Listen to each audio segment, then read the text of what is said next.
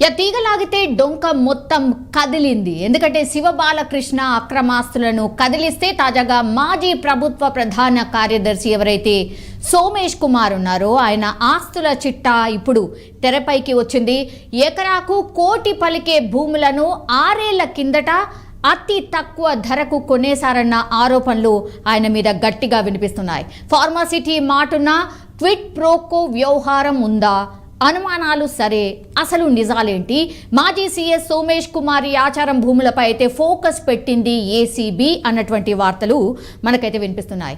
Sanjay join అవుతున్నారు. సంజయ్, నిజంగానే మాజీ సీఎస్ ఎవరైతే సోమేష్ కుమార్ ఉన్నారో ఆయన మీద అసలు కంటిన్యూషన్గా ఏదో ఒక వార్త వస్తూనే ఉంది.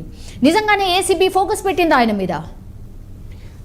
మొత్తం మీద సోమేష్ కుమార్ గత 10 సంవత్సరాల నుంచి తెలంగాణ ఏరిపడినప్పటి నుంచి సోమేష్ కుమారు తెలంగాణ క్యాబినెట్లో కావచ్చు, తెలంగాణ సెక్రటరీలో కావచ్చు, మంత్రివర్గంలో కావచ్చు కీలక పాత్ర పోషించే వ్యక్తిగా సోమేష్ కుమారు ఒక పేరు తెచ్చుకున్నాడు. ఎందుకంటే సోమేష్ కుమారు అనుకున్నదే తడువుగా అప్పుడు ఉన్నటువంటి ముఖ్యమంత్రి కేసీఆర్ చెప్పడము, దాన్ని వెంటనే ఇంప్లిమెంట్ చేయడం, అందులో భాగంగానే సోమేష్ కుమార్ ఎక్కడ ఉంటే అక్కడ కీ పోస్ట్లో ఉండడము, తర్వాత సీఎస్గా కావడము, ఇవన్నీ చకచక జరిగిపోయినాయని చెప్పుకోవచ్చు.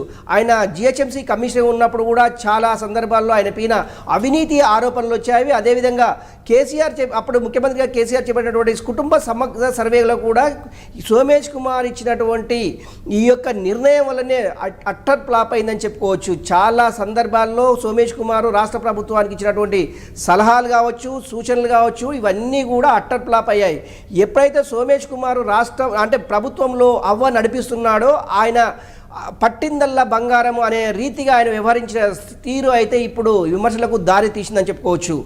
మహేశ్వరం మండలము కొత్తపల్లి గ్రామ పరిధిలో ఉన్నటువంటి సుమారు 25 ఎకరాల భూమికి సంబంధించినటువంటి ఇష్యూ ఇప్పుడు తెరపైకి వచ్చింది. అప్పటి రాష్ట్ర ప్రభుత్వము ఫార్మాసిటీకి సంబంధించినటువంటి 5,000 ఎకరాలకు సంబంధించినటువంటి ఫార్మాసిటీ అంటే చాలా గొప్పగా ఏర్పాటు చేయాలి, దేశ చరిత్రలోనే ఇలాంటి ఫార్మాసిటీ ఎక్కడ ఉండకూడదు అనేసి ఉద్దేశంతో అప్పటి రాష్ట్ర ప్రభుత్వం ఒక ప్రతిష్టాత్మకంగా తీసుకున్నటువంటి ఈ ఫార్మాసిటీ ఏదైతే ఉందో ఈ ఫార్మాసిటీ డెవలప్మెంట్ అవుతుంది అనే ఉద్దేశంతో ఈయన సీఎస్గా ఉన్న టైంలోనే వెంటనే ఆ యాచార మండలం పక్కన ఉన్నటువంటి కొత్తపల్లి గ్రామంలో సుమారు 25 ఎకరాల చేంజ్ భూమిని కొనుగోలు చేశాడు అనేసి ఒక విమర్శ అయితే బలంగా ఉంది. ఈ భూమి తన భార్య పేరు మీద రిజిస్ట్రేషన్ అయింది 6 సంవత్సరాల క్రితము అనేసి ఆయన చూపించాడు. ఇప్పుడు ఎవరైతే బాలకృష్ణ మొన్నటి వరకు ఆ వార్తల్లో ఉన్నటువంటి బాలకృష్ణ ఏసీబీ రైడ్స్లో ఆయన వందల కోట్ల రూపాయలు అవినీతి బహిర్గతమైందో అప్పటి నుంచి మెల్లమెల్లగా ఆయన ఇచ్చినటువంటి రిమాండ్ రిపోర్ట్ కావచ్చు, ఆయన ఇచ్చినటువంటి వాగ్మూలం కావచ్చు, ఈరోజు మరింత కొన్ని సమాచారాలు తెలిసే అవకాశం ఉంది. అందులో భాగంగా ఈ సోమేష్ కుమార్కు సంబంధించింది కూడా ఈ బాలకృష్ణ ఇచ్చినటువంటి సమాచారమే ఇప్పుడు బహిర్గతమైంది. సోమేష్ కుమారు ఇందులో ఇరుక్కునే అవకాశం అయితే ఉంది. ఒకటి, సోమేష్ కుమారు అంటే ఆఫ్ ది రికార్డుగా చెప్పడం ఏంటంటే నాకు ఉన్నటువంటి ఒక సొంత ఇంటిని అమ్మేసేసి ఇక్కడ 25 ఎకరాలు భూమిని కొన్నాను అనేసి ఆయన సూత్రప్రాయంగా చెప్పడం జరిగింది. కాకపోతే హైదరాబాద్లో ఉన్నటువంటి ఇల్లు అమ్మితే 1-2 కోట్ల కంటే ఎక్కువ రాదు. కాకపోతే ఫార్మాసిటీ కంపెనీ అది ఆ ల్యాండ్కు ఆనుకున్నటువంటి కొత్తపల్లి గ్రామము సుమారు ఇప్పుడు 1 కోటి నుంచి 5 కోట్ల వరకు అక్కడ పర్ ఎకరా ల్యాండ్ పలికే అవకాశం ఉంది. కానీ ఈయన కారు చౌకగా అంటే ఎంతో కొంత అమౌంట్ ముట్ట చెప్పేసేసి చాలా కారు చౌకగా దీన్ని కొనుగోలు చేశాడు సోమేష్ కుమార్ అనేసి బలమైన ఆరోపణలు వినిపిస్తున్నాయి.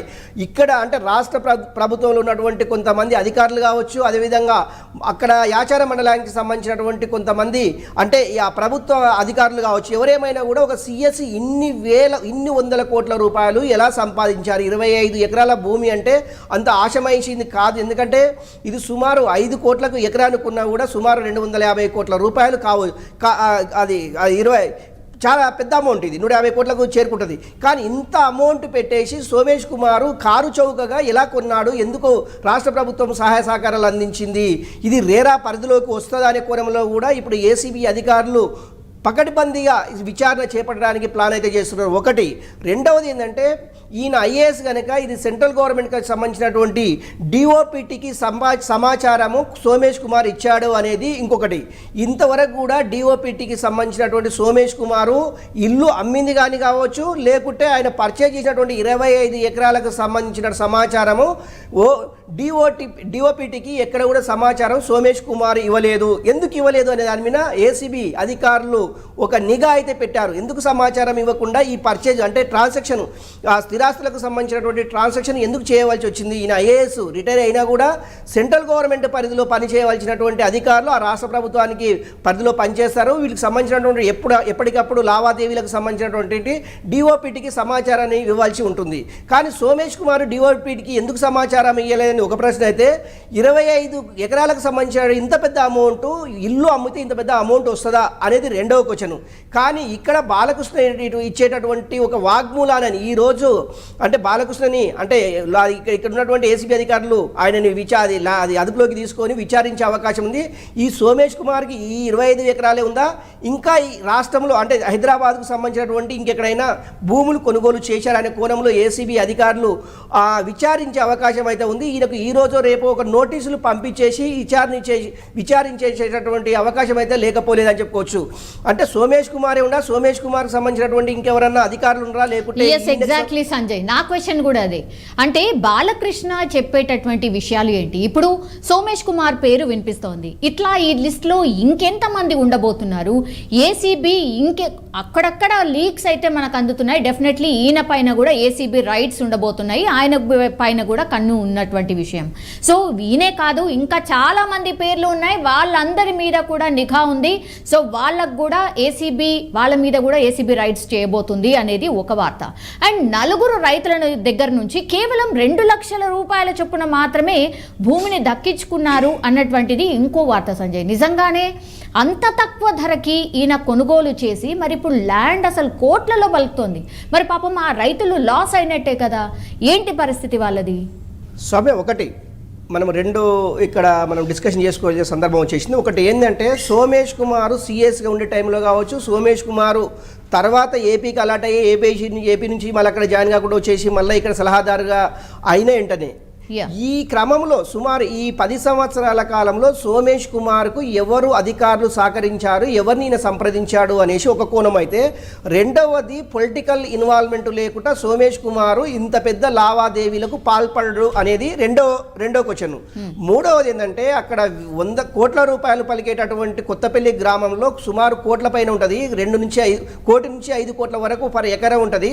అది 2 లక్షలకు ఎలా పర్చేజ్ చేశాడు అనేది ఈ మూడు కోణాలలో ఏసీబీ అధికారులు, ఏసీబీ డైరెక్టర్ ఆఫ్ జనరల్గా ఉన్నటువంటి వీళ్ళందరూ ఒక యూనిట్గా తయారు చేసేసి 6 బృందాలుగా ఏర్పడేసి ఇప్పటికీ ఏసీబీ అధికారులు బాలకృష్ణని విచారించారు, బాలకృష్ణకు సంబంధించినటువంటి ఆస్తులపైన అటాచ్ చేశారు.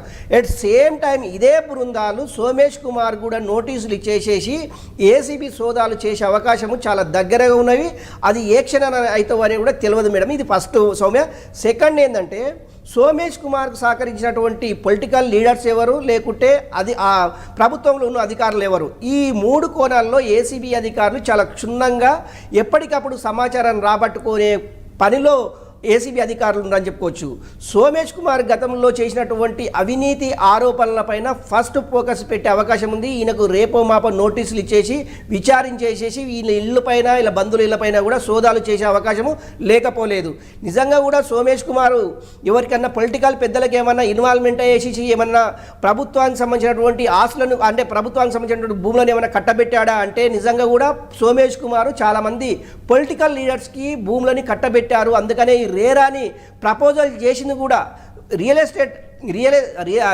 ఎస్టేట్ అథారిటీ ఆఫ్ అది ఈ రేరా అనేది కూడా 2016లో ఈయన ప్రపోజల్ పెట్టేసేసి రేరా నుంచి భూములను ఏ విధంగా కొల్లగొట్టొచ్చు అనేది ముఖ్యమంత్రి అప్పుడు ఉన్నటువంటి మాజీ ముఖ్యమంత్రి కేసీఆర్కు ఈయన వెన్నతో పెట్టిన విద్యగా ఆయనకు ప్రతిరోజు మర్దన చేసేవాడని చెప్పుకోవచ్చు. ఎందుకంటే ప్రభుత్వంలో ఉన్నటువంటి ఆస్తులని కొల్లగొట్టే మార్గాలని ఫస్ట్ అన్వేషించడంలో సోమేష్ కుమార్ను మించిన గనుడు లేడు అనేసి చెప్పగానే చెప్పొచ్చు. ఈ 25 ఎకరాల ఇంకా 25 ఎకరాల ఇంకా 100 ఎకరాల ఇవన్నీ ఒకవేళ ఏసీబీ విచారణలో తేలనున్నాయి. ఒకటి.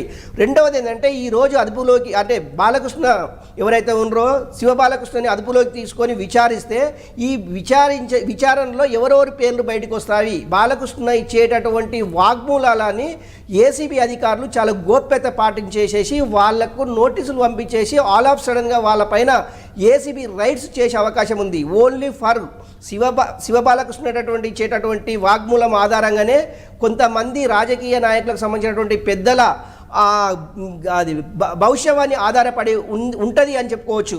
నిజంగా ఈ 5 రోజుల పాటు విచారించిన తర్వాత ఎలాంటి సమాచారాన్ని బయటికి పొక్కుతారు, ఆయన ఇచ్చేటటువంటి సమాచారం ఆధారంగానే వీళ్ళ ప్రభుత్వంలో ఉన్నటువంటి పెద్దలు కావచ్చు, రాజకీయ నాయకులుగా చెప్పబడేటటువంటి లీడర్స్ కావచ్చు, ఎవరేమైనా కూడా వీళ్ళందరూ కటకటాల వెనుక ఊచలు లెక్కబెట్టొచ్చు అనేసి ఏసీబీ అధికారులు కావచ్చు, ఏసీబీలో పనిచేస్తున్నటువంటి సీనియర్ మోస్ట్ నాయకులు కావచ్చు, అదేవిధంగా కొంతమంది ప్రజా సంఘాలు కావచ్చు, ఇలాంటి అవినీతి ఆరోపణలు ఎదుర్కొన్న వ్యక్తులు ఎవరైనా సరే వీళ్ళకు కఠినమైన శిక్షలు విధించాలి అనేసి ఇక్కడ ఉన్నటువంటి కొంతమంది విశ్లేషకులు కోరుతున్నటువంటి ఆ సమాచారం. సౌమ్య, రైతు బంధుకు సంబంధించి కూడా ఆరోపణలు వస్తున్నాయి సంజయ్. చాలా లక్షల రైతు బంధు కూడా వీళ్ళు అందింది. అసలు రైతు బంధు వేస్ట్ అయిపోతోంది. ఇట్లా చాలా మంది 1000 ఎకరాలు ఉన్నటువంటి వాళ్ళకు కూడా రైతు బంధు అందుతోంది. అందుకనే ఇప్పుడు మనం ఒక రకంగా అనుకోవచ్చు, చాలా స్లోగా రైతు బంధు ప్రాసెస్ని అందుకే సర్కార్ టేకప్ చేసినట్టుంది. అంటే తక్కువ భూములు ఉన్న వాళ్ళకి మెల్లిమెల్లిగా వేసుకుంటా వెళ్తుంది అని అంటే దీంట్లో ఏమైనా స్ట్రాటజీ ఫాలో అవుతుందా గవర్నమెంట్?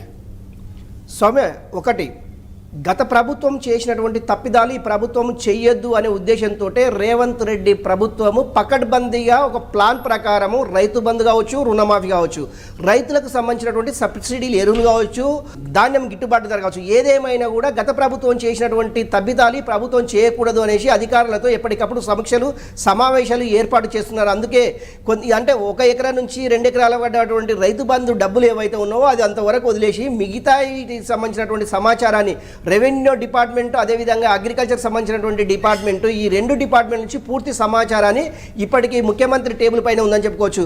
ఇందులో ఎవరెవరు ఇన్వాల్వ్మెంట్ ఉంది, ఎక్కువ భూములు కలిగినటువంటి నాయకులు ఎవరు, నిజంగా ఈ భూములు కలిగినటువంటి నాయకులు అందరూ వ్యవసాయం చేస్తున్నారా అనే కోణంలో కూడా ఒక రిపోర్ట్ తీసుకుంటున్నారు.